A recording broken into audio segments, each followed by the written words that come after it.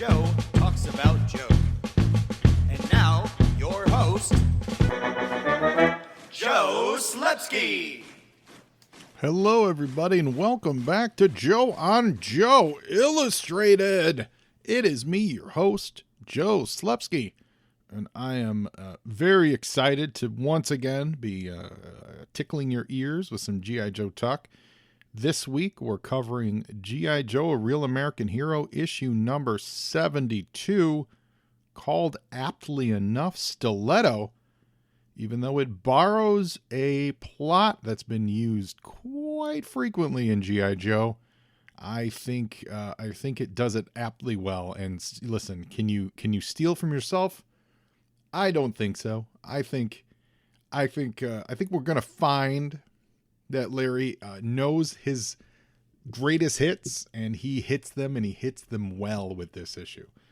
Ladies and gentlemen, thank you so much for listening and telling people about the show and sharing information about the show. I really appreciate it. If you're on social media, you can find me at Joe on Joe Pod. That is on Facebook and Twitter and Instagram. You can send me an email to joeandjoepod@gmail.com. Let me know what you think of the show. If you want to be a guest on the show, if you think the show's terrible, if you want me to stop doing this, if you want me to keep doing this, let me know. I love hearing from my listeners and fans. Remember, we do have a Patreon. If you go to patreon.com/JoeOnJoePod, you can check out how you can help support the show. We've got 2 different tiers. Well, 3 really. We've got $1 tier, $3 tier, and then if you want to be a sponsor, like our great sponsor, the Movies and a Meal podcast, you can do that for just $20 a month. We'll give you shout outs on our show. And that's right, guys, Movies and Meal podcast. Let's give it a listen. Listeners, I know what you need in your life. You need more podcasts. And you also love movies. So why not do a podcast that's about not one movie? It's about not 2 movies. It's about 3 movies and a meal. I'm talking the Movies and a Meal podcast.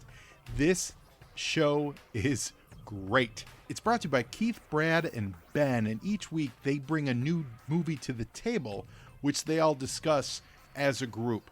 And it's not, your highfalutin movies. It's What We Do in the Shadows, The Fantastic Four, Rise of the Silver Surfer, and Out of Sight. It's Bad Education, Ghost Rider, and A View to a Kill. It's X-Men Last Stand, Queen Sugar, The Mandalorian, and Major League 2. They are a lot of fun to listen to. You guys know Ben. It's our friend Ben Pensarga. He was a guest on Joe and Joe. In fact, Ben was the very first remote guest that I ever had on this podcast, so he's always got a special place in my heart. I'm really digging this. I just started listening to it last week. It is a lot of fun. They bring a guest in. The guest, I listened to their Heathers episode. They were joined by Kelly, and she went in depth on her favorite movie, which was Heathers, and it made me want to go watch Heathers to watch with them. I really dig it. So guys, find them out there at Movies and a Meal, Twitter, Instagram. Their website is moviesandameal.podbean.com. They put out 1 episode a week. Give them a listen, guys. Support them. Let them know Joe on Joe sent you. I don't think you're going to be disappointed. It is quite entertaining. And now back to the show. I feel like this year we've all watched a jillion movies. I know I have. It's not stopping anytime soon. So to have an outlet to listen to other people talk about it, to talk about it themselves, to engage with people about the movies, it's something we never had when we were kids. Imagine when we were this age, being able to talk with people or hear people's opinions about the G.I. Joe animated movie, certainly, or the Transformers animated movie, or even more importantly and excitingly, the Masters of the Universe live action movie. Imagine if we could have heard what the masses thought about that. I have a feeling none of us would hold it as fondly as we do. And speaking of movies and other medium, one of the things I love to do on the show is a segment called You Were Saying, where we look at other things, the comic books that were on the rack at the same month, and then movies that were also in the theaters at the same time. Now, this is June of '88. It's cover dated June of '88. So we're talking about the same comics that were on the rack. And then in the films, the cover date's a little bit awkward. So we've been locked in on covering the same month in films. So we're doing June of '88. We're actually going to throw a little curveball this month. We're going to start with movies just because we were talking about movies. June 3rd, 2 movies. One really good, one Big and Funny Farm, 2 comedies. Big is legend, right? Penny Marshall, Tom Hanks, Elizabeth Perkins. Tom Hanks is an adult who goes wishes to be a 10-year-old again. That's a lot of fun. There's a lot of wish fulfillment in that. And then Funny Farm, I was almost watching this the other day on HBO. I almost pulled the trigger. So I don't have much of a recollection of Funny Farm, but I know 2 things. I know it's directed by George Roy Hill, who's really talented. But it's also got Chevy Chase, who I am not a fan of. So I'm going to say go watch Big again if you want to relive your June 3rd, 1988 movie experience. On June 10th, Poltergeist 3. Another one. This what was it? There was a it's on Shudder, and it's about cursed movies. I believe they only did like 6 parts, at least so far. And they talk about Poltergeist and just the Poltergeist franchise, about how it may or may not be cursed. And one of the great things that came out of that documentary is a lot of the people involved in all these movies, and specifically with Poltergeist, get really angry when you say like it's cursed, because they're like, it's not cursed. Terrible things happen sometimes, and sometimes terrible people make things happen. And that was the case with the Poltergeist episode, where so many tragic things happened in regards to the production of it. And it's such a great episode. I think it's called Cursed Films. It's such a great episode because you see these people, it's 35 years later, 30 some odd years later, talking about these movies, and just there's this legitimate anger and legitimate like care for their coworkers or people that were, ran into bad ends during the making. And if you don't know the history of all that stuff, please just Google it. There's some true sadness stuff. Heather O'Rourke died too young. The previous film, Done, there was a very famous stalking case, things like that. It's very sad stuff, and it's stuff that humans do. There's no mystical forces behind all this stuff, but it gets that cursed banner. So check that out. That's actually my recommendation. More so than Poltergeist 3. I don't think Poltergeist 3 is very good. That's the real curse in Poltergeist 3. It's not very good. The next week, June 15th, all-time classic, Bull Durham. So good. Such a great movie. Kevin Costner, Susan Sarandon, and Tim Robbins. If you like baseball at all, you've seen this movie. If you like just those, it's that classic, like that trope. Not trope's not the right word, but there's the veteran, there's the young guy, there's the lady caught in between, and it's all wrapped up with just fabulous baseballisms. It's great. I truly love Bull Durham. June 17th, The Great Outdoors, written by John Hughes with Dan Aykroyd and John Candy. I loved John Candy. I still do. I still think he's great every time I see him. He is just fantastic. I think I've mentioned this on the show. I had a pleasure of actually meeting him one time right before, it was not terribly long before he passed too soon, at a NHL All-Star game that was in Chicago. So whatever year that would have been, like 93 or 92.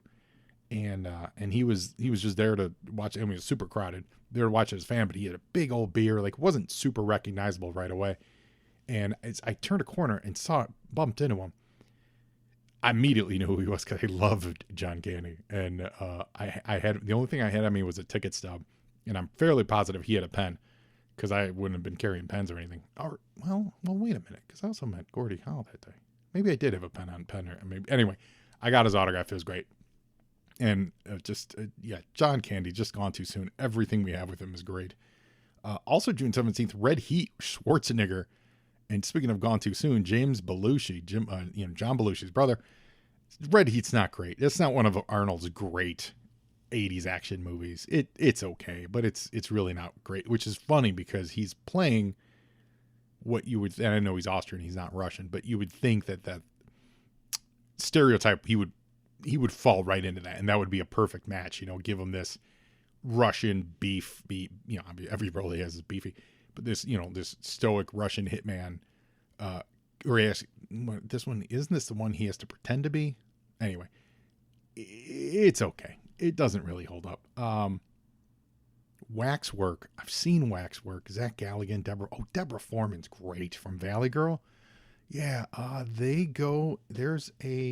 it's like a wax museum house opens up in the neighborhood. This is a fun one. This is like one of those, it, it it's, I definitely recommend seeing it, but it's not a classic like 80s horror like you would say Friday the 13th or Nightmare on Elm Street and all this stuff. But it is a lot of fun. It's definitely lower budget and it's definitely cheesy, but the performances really carry it through, and there's some really fun practical effects work in it.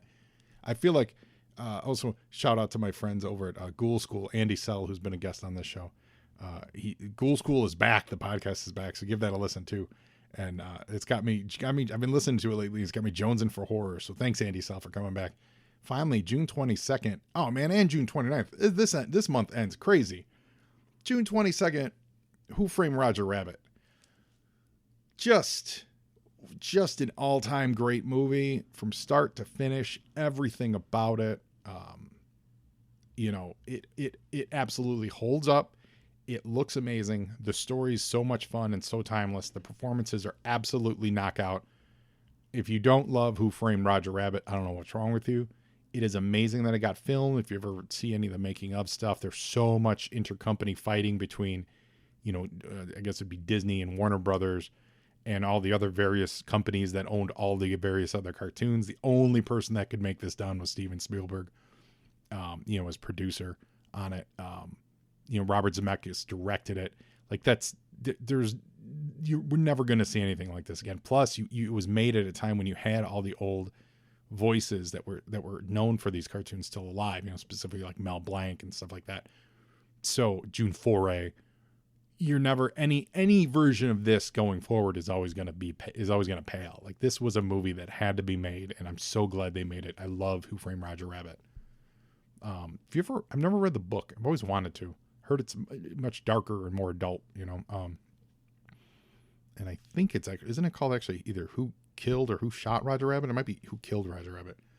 But I love the frame part, and everyone in it is just great. Charles Fleischer is just so great as Roger Rabbit. It's too bad that so my understanding is he's owned like 50-50 by Warner's and by Disney.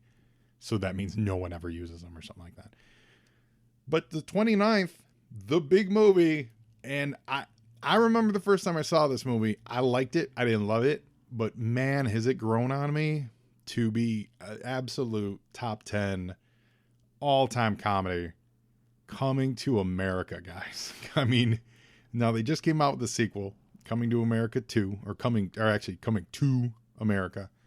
If you've not seen it, check it out. It's absolutely worth watching. There's a lot of laughs in it. The best laughs, though, do come from referencing the first movie. I don't feel like they missed an opportunity. There's not a lot of fresh comedy in it, but the comedy that does reference the stuff you love about the first Coming to America is very funny. It's pretty funny on its own, but then it's even funnier because it makes you think of Coming to America. So that's my unofficial review on Coming to America. It's good, but it's definitely hey, remember that movie we really, really, really loved? Let's go watch the original. It's that kind of a sequel. But we did enjoy it. The house did enjoy it. And there's definitely some laughs in it. But Coming to America, the original, stop it. Everything. Donation. I thought it was the trash. Like, everything about that movie is quotable and classic and fun and funny. And it's got good heart to it. It's awesome. So it's a pretty fun month between the horror and comedy this month. It's a really solid June, because if I recall, like the May and April were pretty weak, but June of '88's got some strength to it. You were saying? Now we're gonna go to Marvel Comics, see what was on the stands. Marvel Comics, the same month as G.I. Joe Real American Hero 72. Well, we've got, let's see, we'll work in the middle of the page here. Marvel Age number 63 on the cover. Now, Marvel Age was the way for Marvel to get you to buy an advertisement, but to give them money for it, which was their monthly. Basically, it would be akin to like updating a web page these days. But every month they would give you articles about the new stuff that Marvel's going to publish, new projects, interviews with creators, things like that. So it was a Marvel fanzine. It was really well done, though. And It probably ran 100 issues or so. We talk about it occasionally, but there's not a lot of groundbreaking stuff in it. But this cover is awesome because this cover is the cast of the Pride of the X-Men cartoon, which Marvel was trying to make a go at an X-Men cartoon in the late 80s. So they teamed up with, I'm pretty sure it was the same guys that did, pretty sure it was Sunbow that they teamed up with because the animation's exactly the same. And they made Pride of the X-Men. There's some really cool stuff about it. It's very, very honorable to the canon. All the X-Men look like they're supposed to during the Byrne Claremont era. It's introducing Kitty to the X-Men. You know, they add Dazzler to the group. They fight Magneto, who looks amazing. The show itself looks really good because it's got that great G.I. Joe Sunbow look. A couple things that I remember. Wolverine's Australian and unabashedly Australian. Like, it's not even close. Like, he is just Australian in it, which was weird. It was a weird choice. I can only imagine it was their kind of, like, you know, remember we've talked about Crocodile Dundee, you know, being really, really popular at the time. And if you think about it, what was Canada popular for at the time? Bob and Doug McKenzie, right? So if you give them a Bob and Doug McKenzie, and I have no idea that if this is any of what the thought went into it, but I can absolutely imagine this decision being made. If we make him sound like Bob and Doug McKenzie, he'll be laughed at. If we make him sound like Paul Hogan, people will think it's cool. That's the only thing I can think of because he's Australian, he's not Canadian. And I gotta imagine that at some level was the consideration. But otherwise, if you've never seen Pride of the X-Men, it's available. I'm sure it's on YouTube. They did some like VHS releases of it. I don't know if it ever got on like DVD or Blu-ray or anything. It might be on Disney Plus now, but it's great. It's a really, really great pilot, and it never went to series. But that same look, and these guys, it's the same look that was used for the X-Men video game, the standalone like arcade cabinet that would come out in a couple of years. So it's just that classic X-Men. That era is so good. The costumes aren't overly ornate. They all got their different color so that they're easily identifiable. Like it's a strong era of X-Men. Next book is Nick Fury versus Shield #1. This book is fabulous. By Bob Harris, I believe the art's by Paul Neary. I think the cover is Sienkiewicz. It is, or is the cover? Is the cover actually Steranko? Let's take a look here. Cover artist by. Oh no, Steranko did that cover. Oh yeah, which makes sense. Yeah, that's a Steranko cover. Apologies. Yeah, this book is great. The side effect, the unfortunate part of this book is that after it's a 6-issue miniseries. If you've never read it, you should seek it out. It absolutely has been collected in trade. It's not terribly difficult to get on back issues. It should be though, and here's why. Every single Shield story that has ever been written after this absolutely just steals from these books. It absolutely steals from the idea of Nick Fury being the only guy in a corrupt organization. I think Marvel's dismantled Shield like 2 or 3 times. At a certain point, don't you got to point a finger at Nick Fury? Like, you're so asleep at the wheel. That's what this story is about, is he was asleep at the wheel and blah, blah, blah. And then they did that in the movies. Like, every time Shield builds up, it eventually corrupts and rots out and has to be destroyed. But it all comes from this Nick Fury versus Shield era, because my recollection is, outside of a few small, this group of, I can think of one Captain America story where the Red Skull took over a whole bunch of Shield agents, like those kind of adventures where there's a group of Shield agents that were compromised, but it's not that. This was like the first time that Marvel really said, no, let's take down Shield. Let's just say it was corrupt from the start. And it's really good. But everything has done it since then. It's so Nick Fury versus Shield is to Shield what the Dark Knight Returns was to Batman for like the next 20 years. Except Nick Fury versus Shield, they've never been able to get out of that. They're still always under this cloud of Shield being this corrupt, terrible organization every single time they reboot it. And maybe that's more to do with society and trusting big government and trusting, the feds. I don't know. but it's a great series. As a comic book series goes, you all should absolutely read it.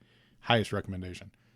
What If special number 1. This is What If Iron Man was a traitor.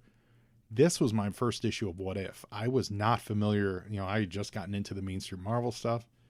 I didn't know what it was, but what I did already know that I liked was alternate reality things. I already knew that I liked, and if you listen to my podcast episode of World Without End, I was a fan of this idea of what if things did this way and what if things did that way. So I remember reading probably in Comic Book Resource. No, not Comic Book Resource. That's the website. Comic Shop News, like talking about Marvel reviving the What If series and not having read the original What If series at the time.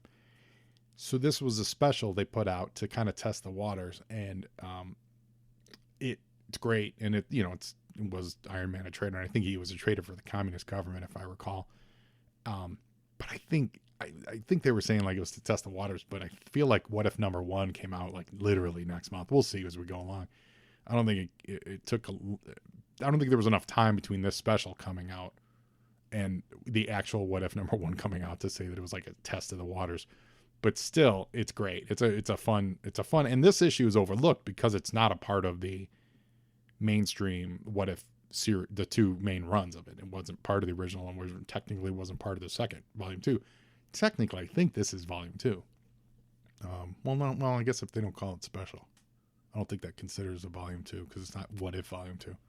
Anyway, yeah, so it's good. So yeah, What If, this was a book I used to, you're a kid, you decorate your room and stuff. And I remember I had this What If issue. I had this on my wall as part of my room deco because, I had to represent my new love of comic books.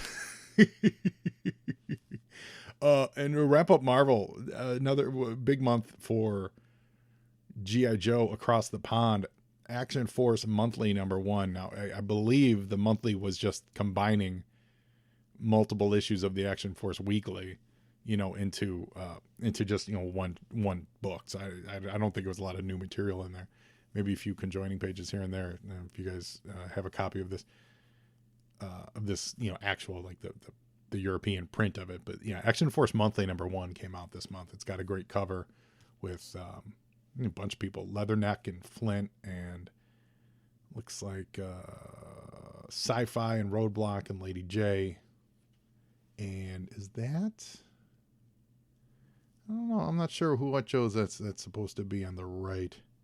Might be. It looks like it might supposed to be Footloose or something. I'm not sure, but they're all, by the way, way too happy. For people that are presuming to be charging into battle, they've got a whole lot of smiles on their face. Whole lot of smiles. All right, so that's it from Marvel Comics. You were saying? Now, let's check out DC. There's not a ton on DC this month. Like we were talking last month, it's kind of a era for DC. They had some big stuff going on that changed it, and then as a line, they weren't very flashy at the time. Batman's wrapping up 10 Nights of the Beast with Batman 420. This is a book. I don't know about you guys. Obviously, I love the Flash Gordon movie. The Dino De Laurentiis, with Queen soundtrack, and I love that movie. The movie's great. I like the comic books. I like all the comic book adaptations that I've read of Flash Gordon. It's fascinating to me, and I think it's because I've never really read the source material. So there's very few things in comics that can capture my fascination as far as like existing material, like even with a new comic, that comes out, you get an issue of it and you're like, oh, that's a great idea. But then there's this kind of this weird uncertainty of like, the guy's the guy or woman, the creator, they're making it now. You don't know how long it's going to make, how long it's going to go. If the sales are good, it might support it. If it's not, it might not support it. Like that kind of uncertainty. Right. But for me, when I used to get into new comics and new series, ones that were existing already, I liked getting into books that had a history, right? So you pick up, you start at Green Arrow, whatever, 37. And you knew that you had 36 issues prior to pick up and learn about. And you also knew that, you knew that at that point in time, they were already publishing up to 75. So you knew like there was like some wiggle room in the middle to play with. So there was always this promise of this bigger world that you were uncovering, right? It's hard for me to get that with new comics these days. I really rarely feel that. And I'm sure it's just because I've read so many and been exposed to so much, comic culture and geek stuff and all that.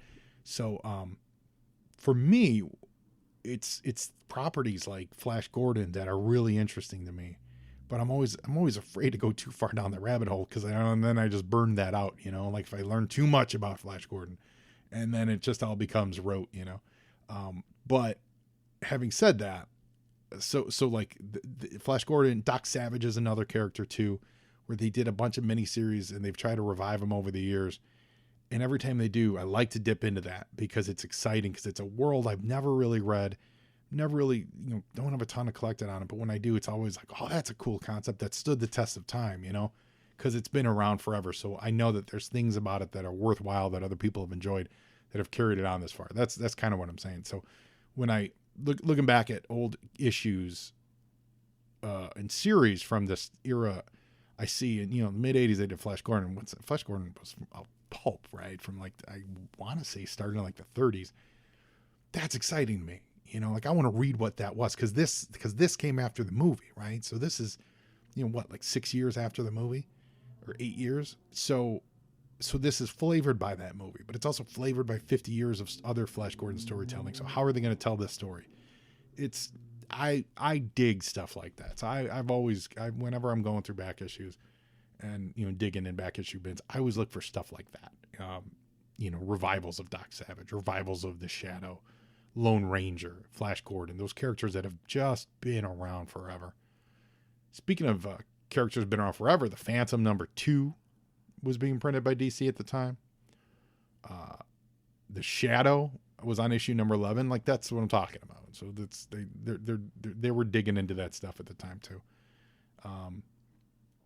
There's not a ton of stuff this month, that we haven't really talked about to death before. Superman, Mike Mignola joined John Byrne for his cover where they kind of flash back to Krypton. Remember, Mignola did the art for the World of Krypton miniseries where they introduced those giant Kryptonian mech suits, which were dope. But we are one issue away from the Superman starts murdering people storyline. Of course, they don't call it that. They called it the Supergirl saga. But we know how it ends with him snapping Zod's neck. Speaking of that, this week, it's the big week, guys.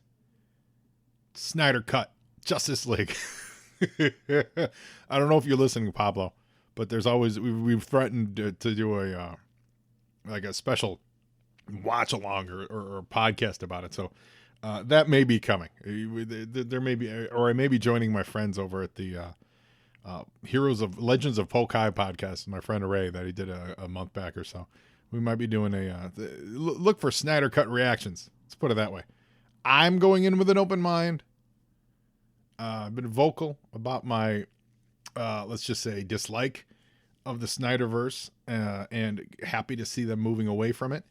But I'm going to do my best to go in with an open mind, very much like you guys heard me talk about the early days of reviewing the Snake Eyes Dead Game comic. Going in with an open mind. It is a 4-hour movie, though. I can't say that open mind is going to stay open for 4 hours. It may find reasons to close. It may find reason to be open and be awesome. I have absolutely no idea. But Snyder Cut is coming out in like 2 days from this recording, so you know. You were saying? And that's it, guys. It's now time to get into... Now, mass is ready. And we're talking G.I. Joe number 72. Great cover by Ron Wagner and Bob McLeod. I think this is a great cover. It's Tunnel Rat on the Desert Fox with Windmill and Skidmark. That's right, guys. Skidmark makes his inauspicious debut into the pages of G.I. Joe. and they're riding the desert fox, and they're bounding through the desert. I love it. I love the action. I love the angle. Unfortunately, because we're portraying it as at night, which is what they are, and that's great, and I love the idea, is that it just the whole cover is real murky because there's so much black, right? I wonder if we were doing this today with modern computer techniques, what this cover would look like. I would love to see it because I do really enjoy the figures and the camera work and the positioning. Everything about this cover I like, but I don't think it's well served by the printing technology at the time, I guess is what I'm saying. Like the only reason we know that that's Skidmark and Windmill is because of from the interior of the book, right? If I'm looking at this cover, I can identify Tunnel Rat easily. They're not, the other two are because the way they're colored to kind of blend in with the night, it's harder to determine what's going on. And then just the way that the light diffuses, like the headlights diffuse, I feel like someone very skilled, and certainly not me, with Photoshop could find ways to brighten this whole thing up so it's not just straight black on this and still make it pop and still make these figures pop. I think you guys know what I'm saying there. Great cover though, and you guys know I'm here for Ron Wagner's artwork all day, every day. Yo, Joe!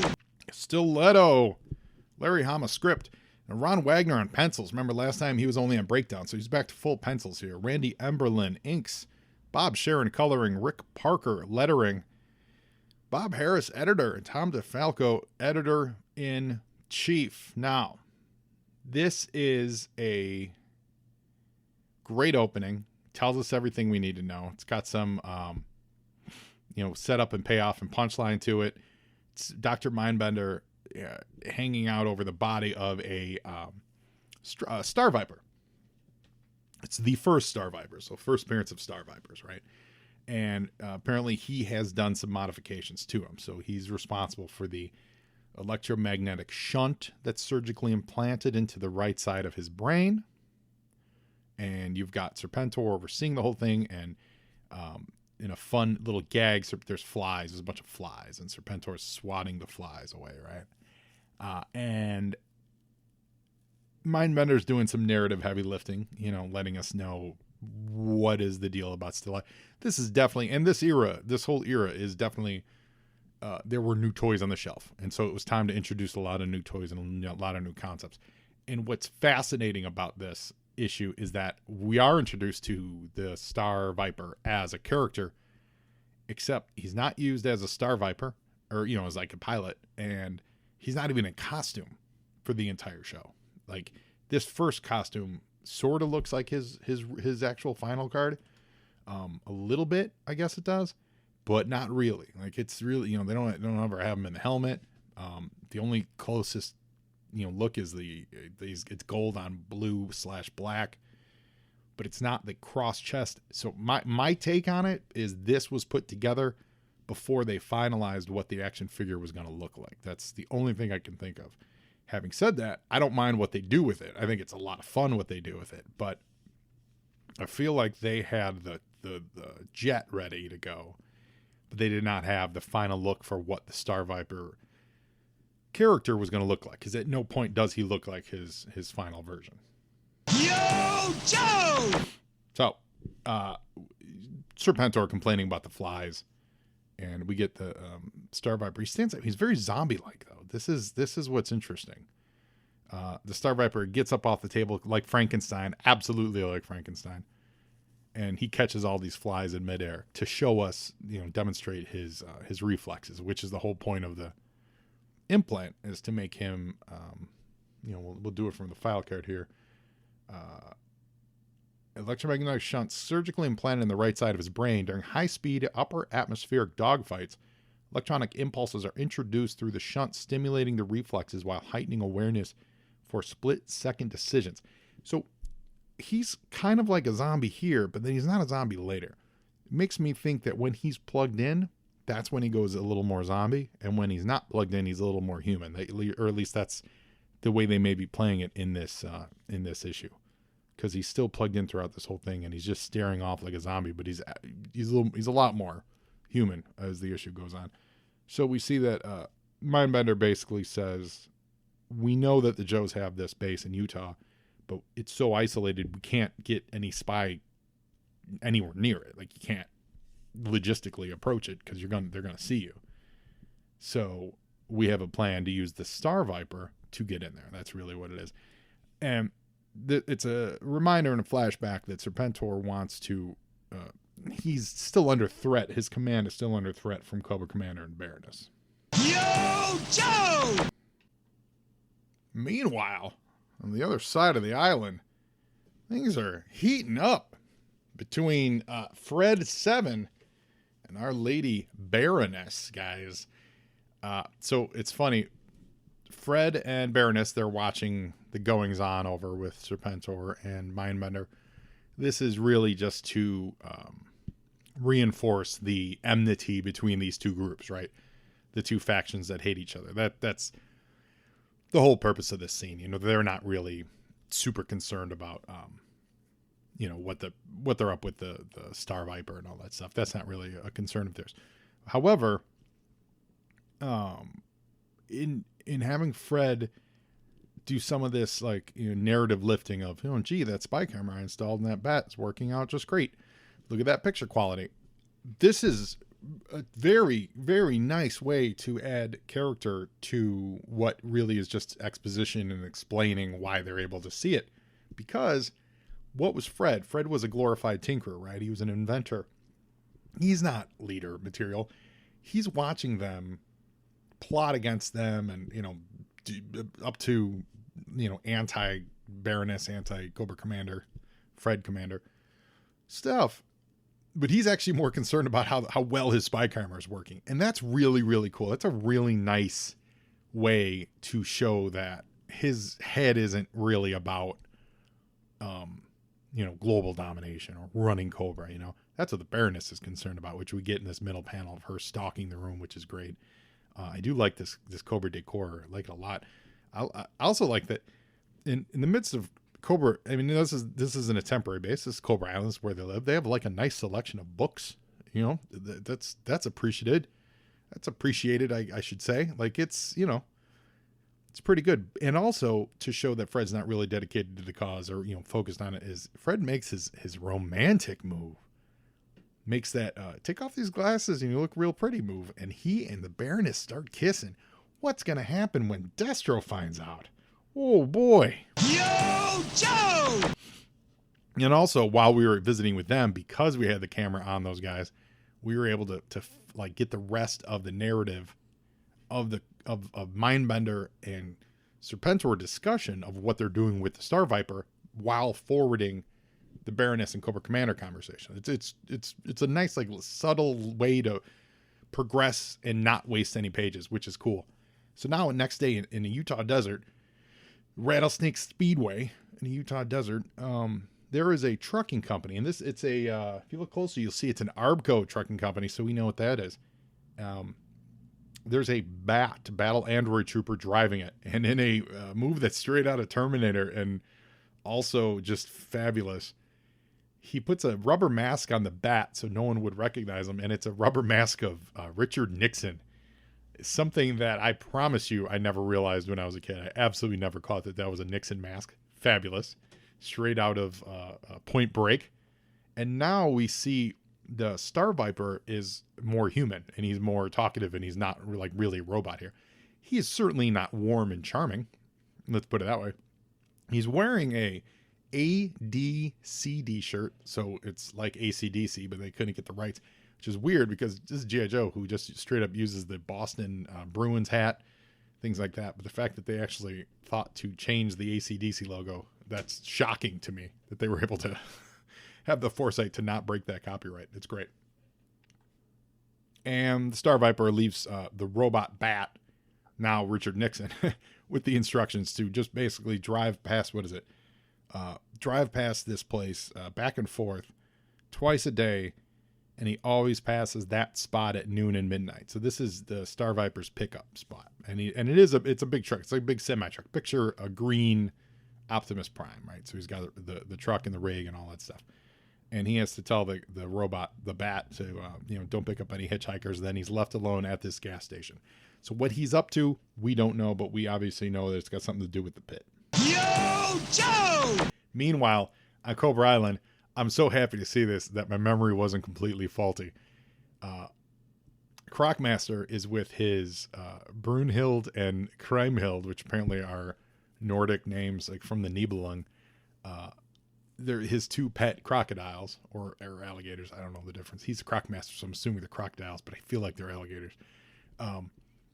He runs across someone. There's a cooking fire, right? So someone's living in the swamp, but his job is security, right? So his job is to make sure that no one lives in the swamp that Cobra doesn't know about it.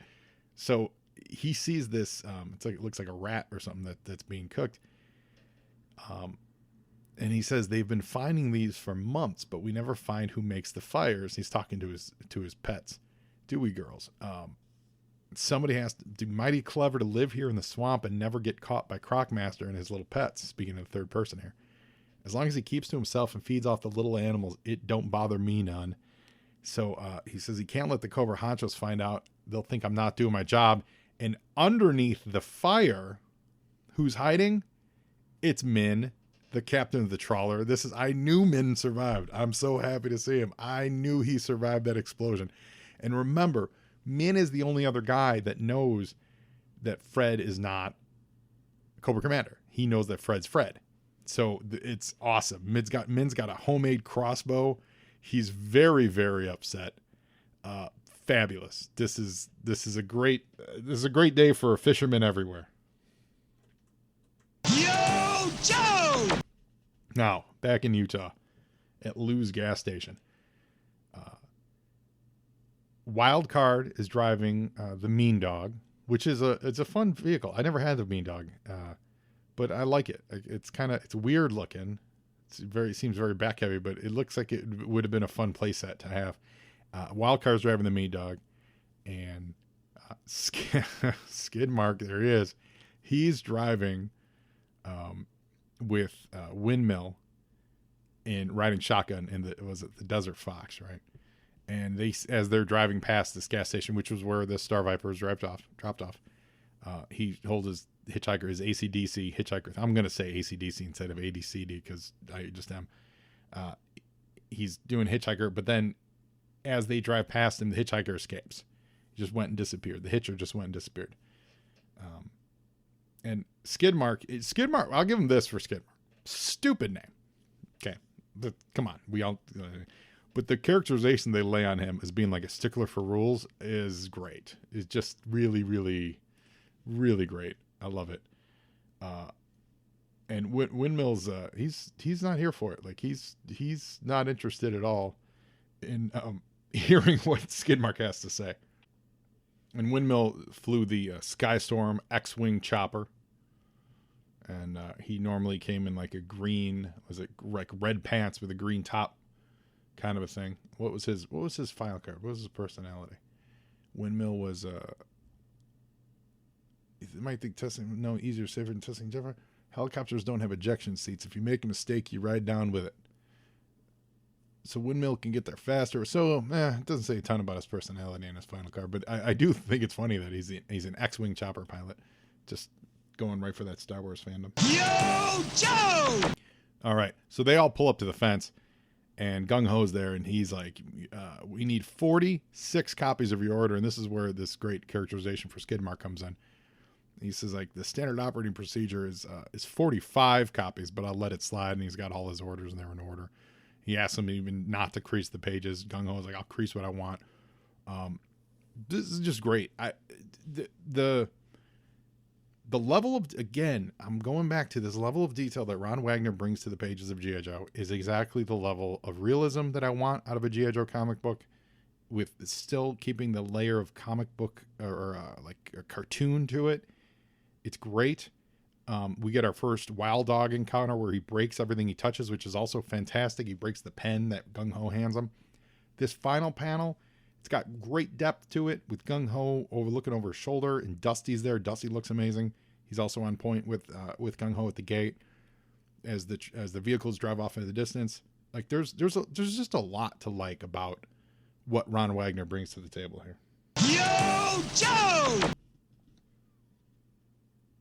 So they're lamenting that there really isn't much to, you know, there's just like just an empty desert outpost. You know, there's also we see that there's an Awe Striker parked there too, which is as they're pulling their two vehicles up. And this comes into play later. So we've pre-established that there's an Awe Striker sitting around up top, and they go into one of the Quonset huts, and that's where Spirit is sitting vigil on his blanket in the middle of the hut, and they give him their orders, and that's when he moves and opens the hatch to let them in to the entrance to the pit, and it's a staircase that goes down. While I love the concept of it, it's so quaint. It's great. It's so perfect and quaint, but like what a terribly slow way to process new people into the pit. Yo, Joe! So they head on down. Wildcard starts breaking. Oh, by the way, on the previous page, Wildcard broke the door to the Quonset hut. Now he's breaking it looks like he's breaking the railway on the stairs. And they get in there, and they're working on looks like they're Lady J and Flint are working on the space shuttle.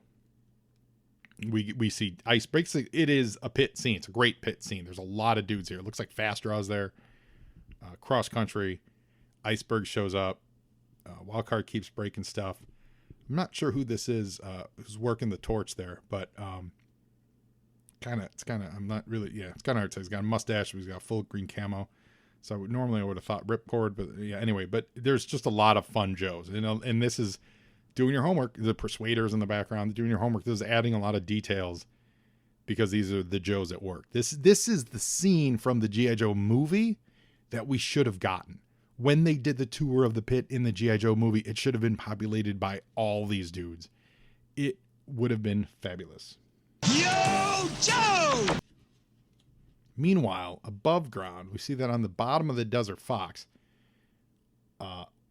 which is a Desert Fox, by the way, fun vehicle. I think the missiles are a little too big for it, and it's a little too Battle Force 2000. Not Battle Force 2000. What was that movie?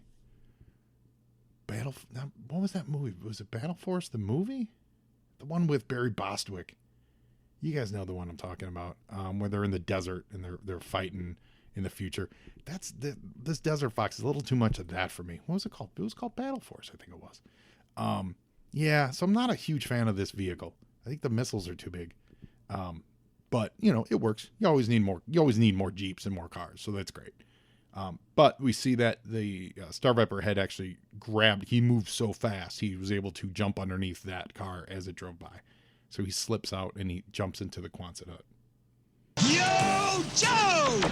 So we have more Joes working on more things. And there's a lot of exposition here. There's a whole lot of, in fact, it's so funny. There's so much of it. And Mainframe is about to deliver a lot more of it as he just meets these people for the first time. Welcome to Pit 3.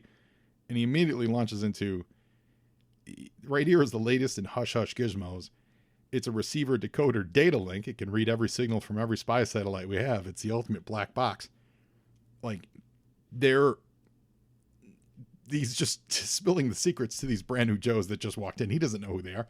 Obviously, being a Joe gives you a certain amount of security clearance, so he could trust that. But it's still funny in that exposition-y way. Now, I say that because Larry is such a great writer and he understands what he's doing. The best writers can break the rules because they know the rules. And in this case, he knows that this is way too much just random exposition. It's setting it up for the fact that we know it's an expensive piece of equipment. If it got into the wrong hands, it would be trouble. And Yo, Joe! When we get to the next page, the first line dialogue is, "It makes me nervous that you're even telling us about this thing." That's Larry's way of saying, I know no one would talk like this. But we have to, because we have to fill the reader in on how important this thing is. And also, while they're discussing this, we see that the Star Viper is in like the rafters, and he's watching this, and that's the payload that's the secret that he's gonna steal. So it's good. We also now we're introduced to the giant steel blast doors. They show that these are the this is the way we get these vehicles up, because remember, these guys didn't come through the hydraulic lift, the giant one that they use the big gantry on. This is how we get all the vehicles up and top, things like that. Spirit comes walking by here, and Spirit notices that there's something in the shadows, but he doesn't know what it is. And I don't think he's going to give up. Yo, Joe! Meanwhile, that night, as the Joes are all sleeping, assuming there's a lot of snoring and various noises and smells coming out of that room, I can only imagine. We see by the clock that it is 11:30 at night too, which is kind of cool. We don't normally get like timestamps like that. It says 23:30, and hiding up in the rafters is this Star Viper, and so he jumps down to the top of the Defiant to sneak down to the ground with a whoomp. Very silent, little silent action here. Yo, Joe! And he gets to the ground, and he finds that the expensive gear they were talking about earlier, throws it in his bag, and now he's going to make his way up to the top level. Not before sabotaging the main gantry doors, though. He sets some C4 with just timed explosives before he leaves. Yo, Joe! And all this is being done in the shadows, too, which is cool, and which is why it's neat that cover accentuated that, too, because most of the story is about, like, skulking in the shadows and stuff like that, too. So this works really well. So he set the explosives. He's then going to sneak out the manual way, like the foot traffic way, which is how they all came in the first place.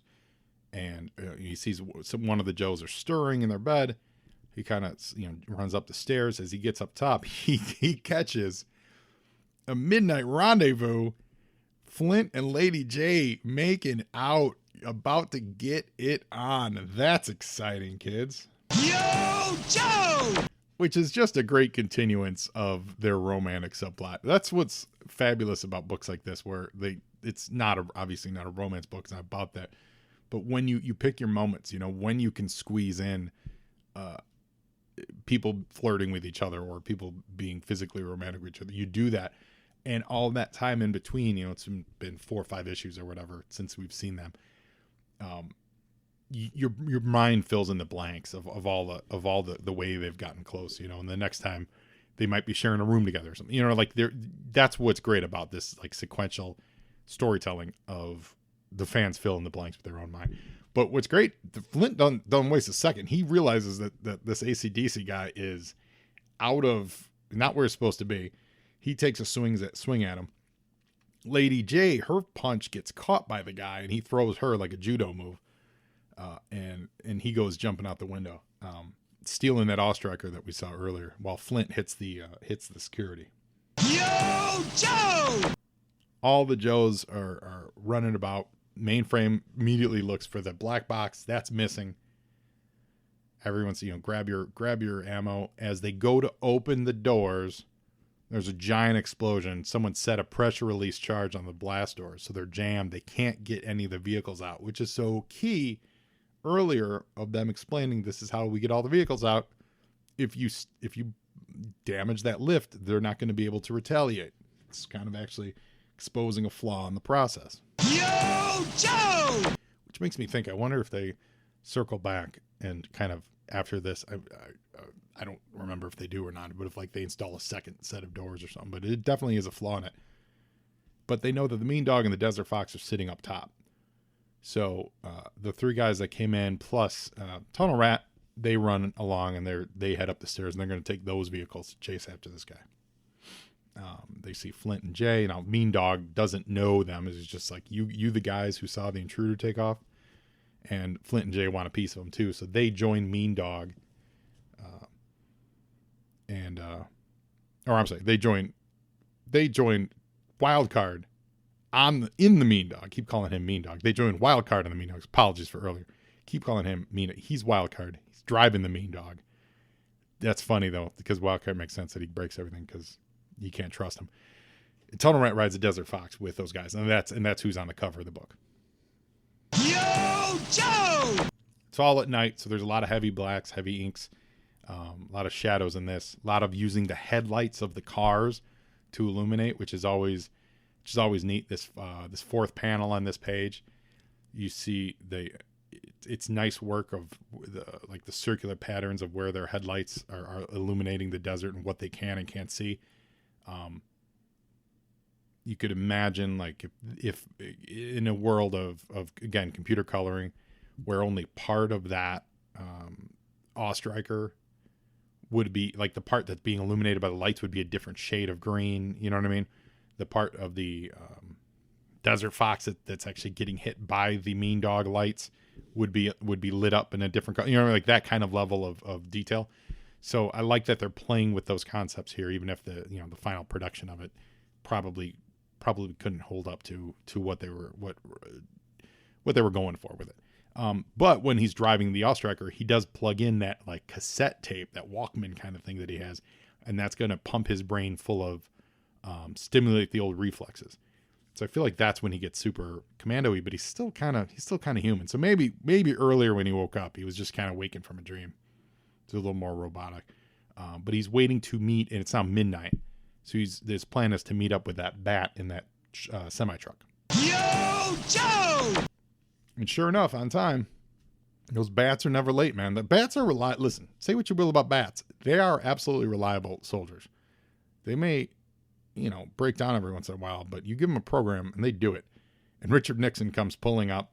The Austriker is going to catch up to it. Maintain a constant speed when he jumps out of the Austriker onto the truck with the bat driving it. Yo, Joe! And now all he needs is a few seconds. Climbs in the back of the truck. Now while he's doing that, Wildcard and the Mean Dog, he's raising his launch pods and he's going to launch a bunch of missiles at it. But while that's happening, that the cab of the trailer on the truck opens up, kind of like Optimus Prime a little bit. And now we see the stiletto. So now this is the actual the Cobra stiletto vehicle. That this is probably the only thing they had for design when they were making this. Missiles launch. Yo, Joe! And the stiletto just takes off right there. Goodbye, Richard Nixon bat. We hardly knew ye. And he's gone. The Star Viper absolutely gets away, and he gets away with the black box. And the only thing that saves it here is we say that the box has an undetectable anti-tamper mechanism rigged to an electronic code sequence. So if they force it, it'll blow up and take about 50 square feet with them. But what if they don't force it? We're going to find out. I don't know if they actually revisited the idea of the black box. But he got away. So, and this is going back to when I first started this episode. This person in the pit, they have to sneak out. They get something. They have to evade everyone. This is like the third or fourth time Larry's done this story. It's great every time, but it definitely is. We've seen this story before. So it's really well told. I like that he absolutely won. He absolutely got away. If he had a goal, he accomplished it. Now, if this Cobra scientists don't blow themselves up, they can get something from it. But if not, the Joes totally got punked here. And when they were talking about Wildcard not breaking that thing because it was expensive, so they're like, well, even if they don't get anything off it, it's still like a $1 or $500,000 piece of equipment that's just gone. They find his ADCD shirt, left in the fire. So, it's a retread story for sure. Really a retread story for sure. But it's a really great vehicle for doing just that, introducing these vehicles, right? Introducing these new characters, because you have a place to, you have a place to introduce, I think this is how they did Zartan, and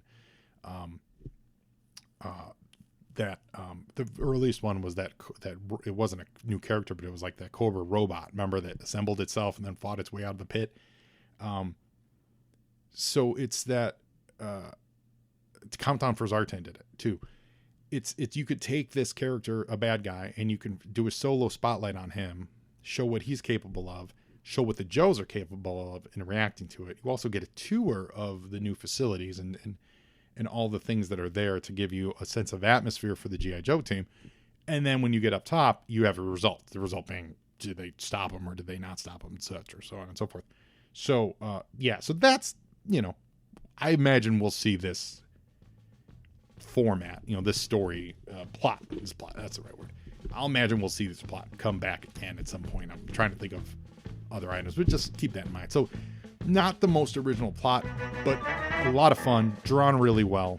Nice introduction to some characters, really good characterization. Took time with the characterization. It's not like we didn't meet 15 guys and they all have one occasional one-liner. Like, we actually spent a little bit of time, got to know some of the guys, got some character traits out of them, and then had a good action scene. So all in all, great episode of G.I. Joe. I hope you guys enjoyed it as much as I did. And now you Joe, and Joeing is half the battle.